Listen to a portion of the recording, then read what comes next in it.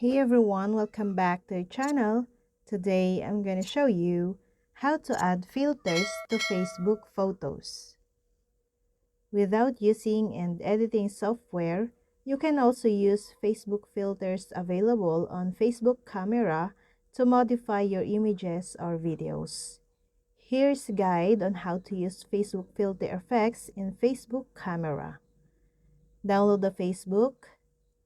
On the home page, click on the camera in the top. You will option live, boomerang, normal, and video at the bottom of the screen. Just above the video is gallery button that allows you to upload videos and photos on your gallery. Tap on it and upload a video or photo that you want to add Facebook filters effects. Once you have uploaded a video or photo, tap on the effect button and you will see a menu. A filter appears at the bottom. Swiping to the left for more Facebook filters effect. If you tap on an effect, it will be applied to your photo or image.